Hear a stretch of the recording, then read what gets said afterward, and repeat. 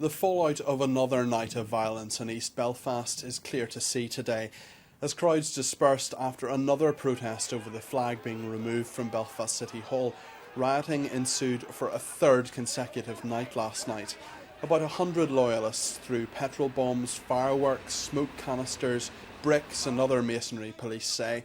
Laser pens were also shone on officers' faces. And after at least 2 shots were fired last night, there are worries for the lives of police officers. 52 have been injured so far, including one last night. I think this is a very, very difficult time for the police service of Northern Ireland. Indeed, it's a very challenging time, I think, since the inception of the PSNI, and indeed I would also suggest for our politicians since the signing of the Good Friday Agreement. We really do need to get a grapple of what is a very volatile problem. At the interface with the Short Strand last night, there was trouble too.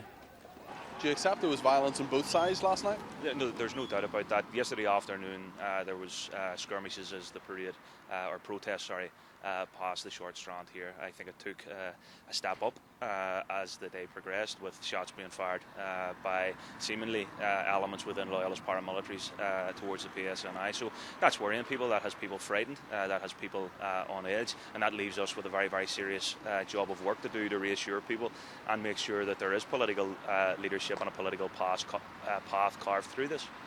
Today, searches were going on at St Patrick's Walk in East Belfast. A 38-year-old man has been arrested on suspicion of attempted murder. The protests about the removal of the flag from Belfast City Hall have been going on almost continuously since the decision was made on the 3rd of December. But the vast majority of the protests have been peaceful. The kind of violence we've seen over the past 3 nights is certainly an escalation. And that's got politicians, community leaders and church leaders worried. So much so that they met this afternoon at a church in East Belfast to try to find a way forward. But 2 of the participants say they're not sure what that way forward is. Those in positions of authority honestly need to try and understand what is creating the circumstances that allows riots to happen. And what should they do about it? In my view, they should take on those issues that can be actually addressed and give people confidence that they're not being ignored and that their concerns are understood, if not agreed with. I've seen things in the last 2 or 3 days and nights that have really dismayed me, because I've been working in interfaces now for 30 years. I've been working cross community, I've working with the police.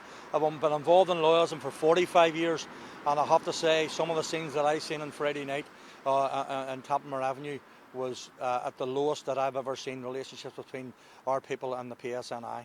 70 arrests have been made so far, and the court sat yesterday and today in an extraordinary move. The hope is that at the very least tonight will not see a 4th night of violence, but buses going to East Belfast are already being diverted, TransLink says, in case this happens.